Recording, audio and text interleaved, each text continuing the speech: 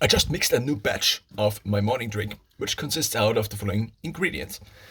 First of all, this shake consists mostly out of ingredients recommended by InsideTracker, and I took a blood test with InsideTracker, and these are mostly the food recommendations that I got in powdered form in order to drink them kind of easily. Now, what is in there is, first of all, for 10 days. So I have for 10 days, and then for each day basically. So for each day now, this is also what I put in times 10. 1 tablespoon of bulk greens, which happens to be kind of the 3.5 recommended scoops. One bulk scoop looks like this. This is from just the scoop they provide. It's in terms of creatine about 3.3 grams, but of course it depends on the density of the powder you use, how many grams one scoop of this then is. The second ingredient I use is the greens powder. No, I already mentioned this. So the two ingredients that have 1 tablespoon for a day are the bulk greens, and then the second one is cocoa powder, which looks like this. I just have it in this glass, which I need to refill and wash. Then the next thing, also recommended by InsideTracker, is psyllium husk powder. Now this is in the supplement section of my InsideTracker recommendations. Nonetheless, it was available also on bulk, and so I just mixed it in there to have basically some more fiber in the morning. So this has 80 grams of fiber per 100 grams. So 80% of it, you could say, of the weight at least, is fiber. So I wanted to also already have kind of a little bit of fiber in the morning. So I put this additionally in there, even though it's not a nutritional recommendation.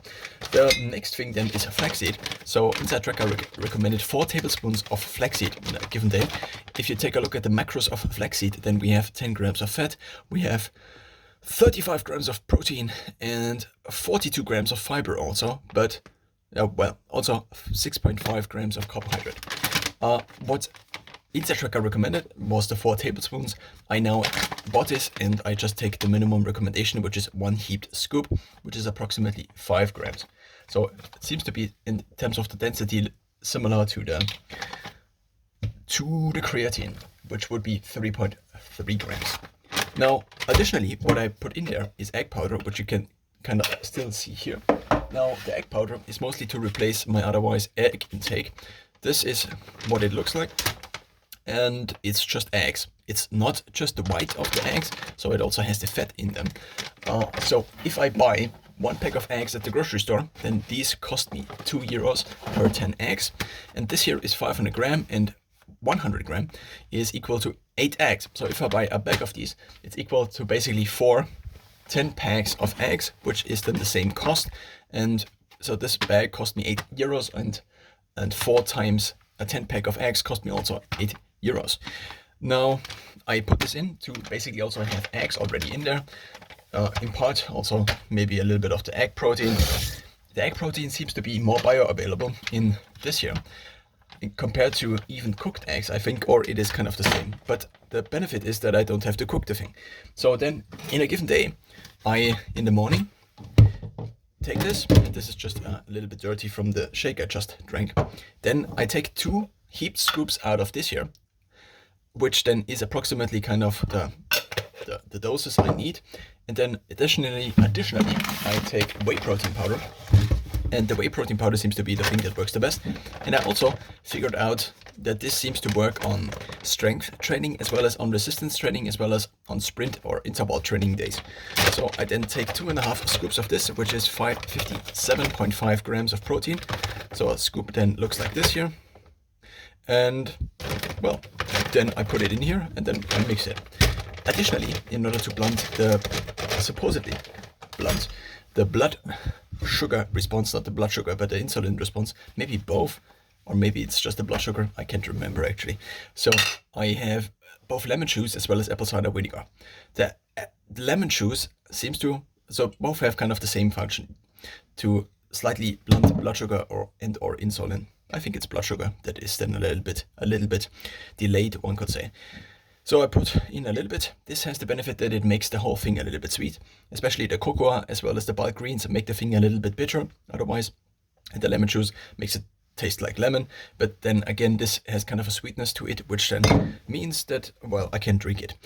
It also depends And this is also, I might have to mention, I need to be hungry in order to drink this. If I'm not hungry and I just want to eat a cake, then this is not really something I can drink, because then the threshold of sweetness and so on and so forth doesn't work, and I cannot drink this without getting basically not sick, but I would not enjoy drinking it. If I then am sufficiently hungry, then I can just drink this, and then it's not something that, well, is not nice to drink. The reason I don't mix the rest of the ingredients with the whey protein is because then I can kind of have the whey protein also replaced by vegan protein, which I also have, and also beef protein. So I have a little bit more options. And so if I just need to basically get the somewhat supplements and also my actual supplements in powdered, not in powdered form, but in this form, then I can just have them without the calories basically. So I can just also drink them if I happen to have not been able to drink them in the morning or during the day. So I can just drink them also before bed without the caloric cost of having the additional protein in there. Also, the whey protein has 4 grams of carbs in there, about 4 grams of carbs, which is mostly milk sugar, I think.